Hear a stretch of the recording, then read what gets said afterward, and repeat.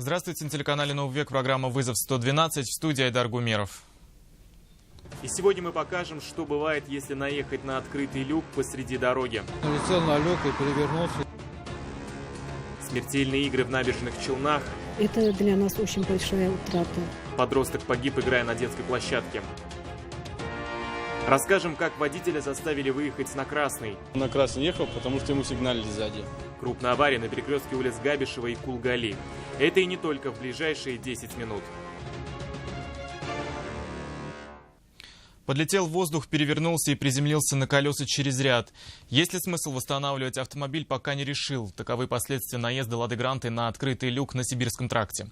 Водитель получил сотрясение мозга, от более тяжелых травм его уберегли ремни и подушки безопасности. Лина Зинатуллина расскажет подробности. Заклеили голову.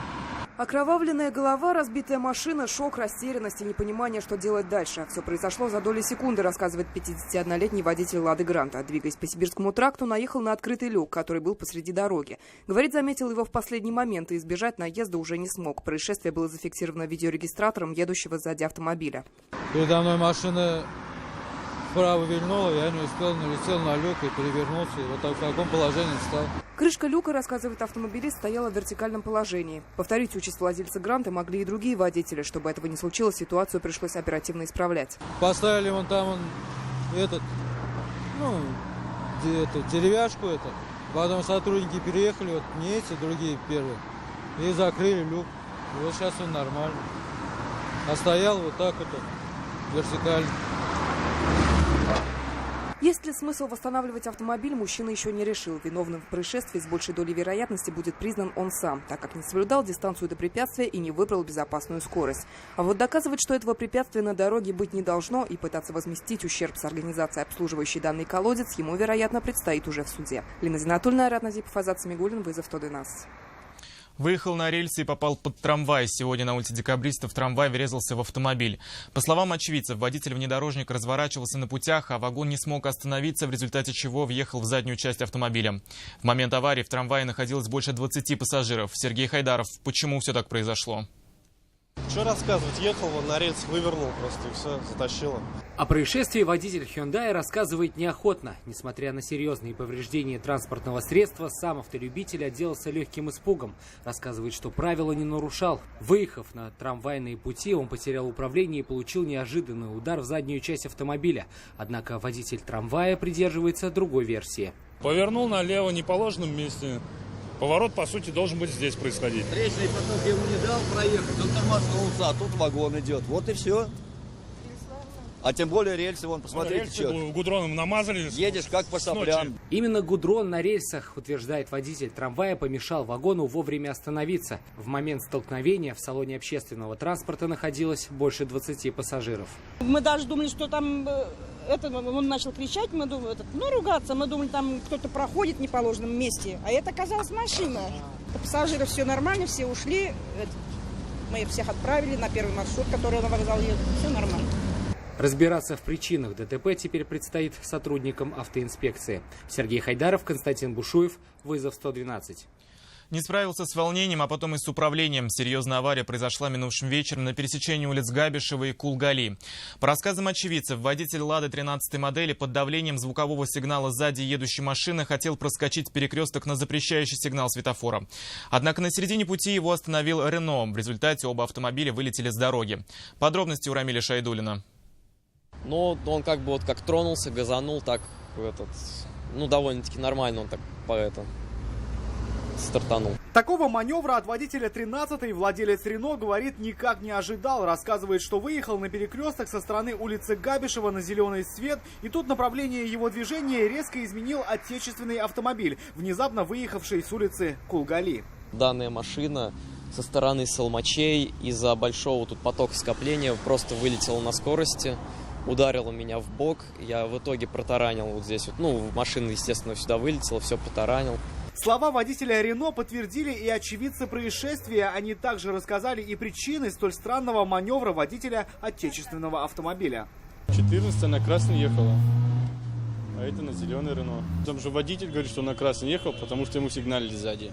Сразу после столкновения оба автомобиля вылетели с дороги и снесли дорожный знак. Лишь чудом машины не зацепили пешеходов. Здесь еще зеленый свет горел на пешеходов. Переходила женщина с ребенком, но благо они успели уже до конца дойти. Никого, слава богу, я не зацепил. В происшествии пострадал сам водитель «Лады». Его с тупой травмой живота госпитализировали врачи скорой помощи. Теперь установить виновника происшествия предстоит автоинспекторам. Рамиль Шайдуллин, Айрат Назипов, Азат Самигуллин. Вызов 112. 14-летний подросток погиб, играя на детской площадке. Несчастный случай произошел в Набережных Челнах. Как уверяют очевидцы, мальчик, прыгая через бетонную цветочницу, зацепился за нее ногой и упал головой вниз. Попытки спасти подростка успехом не увенчались. Сергей Хайдаров с подробностями. 14-летний мальчик гулял вот на этой детской площадке. По версии следователей, прыгал через скамейку, в какой-то момент ногой зацепился за бетонную цветочницу и упал, ударившись головой о землю. За жизнь мальчика боролись очевидцы. Кто-то делал искусственное дыхание, кто-то массаж сердца. Об этом пишут в социальных сетях. Да, у мужа и сестра с мужем и с 2 детьми гуляли, увидели, что мальчик синеть стал. Они подбежали и начали помогать искусственное дыхание делать. Вот только что звонила, говорит, всю трясет. Да как же так? Так сильно старались женщина Маша, так она назвалась. Изо рта в рот делала искусственное дыхание. Сама на грани была, мужчина массажировал сердце. Долго боролись за жизнь мальчика, прохожие, мужчины и женщинам. Побольше бы таких людей с добрым сердцем. Но, к сожалению, они и вслед приехавшая скорая помощь не смогли спасти мальчика. По данному факту следователи проводят проверку. Прибывшие на место медики доставили его в больницу, однако к этому моменту молодой человек скончался. Мальчик из многодетной, благополучной семьи, учился в 7 классе 29-й гимназии. Был очень активным, вспоминают преподаватели. Это для нас очень большая утрата. Ученик был очень хороший, дисциплинированный, воспитанный, дружелюбивый, старательный. В классе его все любили. Мальчика похоронили сегодня на городском кладбище. Все обстоятельства его гибели сейчас устанавливают следователи. И по результатам проверки будет решаться вопрос о возбуждении уголовного дела. Сергей Хайдаров, вызов 112. Мужчина и женщина, угрожая убийством, совершили в отношении 23-летнего жителя Набережных Челнов действия сексуального характера. Также вымогали у него 100 тысяч рублей. По словам потерпевшего, 5 мая он вступил в интимную близость с 41-летней женщиной, с которой познакомился в социальной сети. Именно она пригласила его для встречи на съемную квартиру. В процессе потерпевший заметил, что в квартире они не одни. Все происходящее снимал на камеру телефона сожитель женщины. При попытке отобрать телефон потерпевшему прыснули из газового баллончика в глаза и надели наручники. После чего подозреваемый, угрожая убийством, заставил потерпевшего вступить в интимную близость со своей 18-летней падчерицей, а затем и с подозреваемой. Также потерпевший уверяет, что его вынудили признаться на камеру в изнасиловании несовершеннолетней. Затем за свое молчание супруги потребовали у потерпевшего денежные средства в размере 100 тысяч рублей и затем отпустили. В дальнейшем мужчина обратился в правоохранительные органы, после чего подозреваемые были задержаны. В отношении мужчины судом по ходатайству следователя избрана мера пресечения в виде заключения под стражу. Женщина находится под подпиской о невыезде. При этом она частично признала причастность к совершению преступления, а ее супруг отказался от дачи показаний. Не смог устоять от соблазна. Полицейские Казани задержали 38-летнего мужчину, подозреваемого в серии краж из садовых домиков. Как следует из материалов уголовного дела, предполагаемый злоумышленник причастен как минимум к 7 преступным эпизодам. Альбина Минибаева знает, что и каким образом он похищал с чужих дач.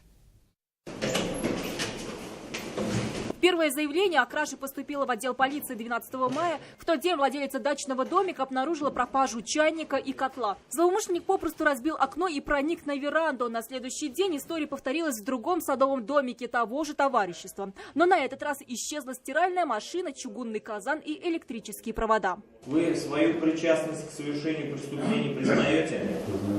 Задержали подозреваемого 14 мая, спустя 2 дня после первого заявления. Как оказалось, за аналогичные преступления он уже был неоднократно судим. Данный гражданин подозревается в совершении нескольких аналогичных преступлений. На допросе мужчина не только признал свою вину, но и указал на другие дачи, из которых украл чужое имущество. В общей сложности следователи насчитали 7 преступных эпизодов. Большую часть похищенного подозреваемый продал на одном из местных рынков, а деньгами распорядился по своему усмотрению. По решению авиастроительного суда он заключен под стражу. Альбина Минибаева, Айрат Назипов, вызов 112.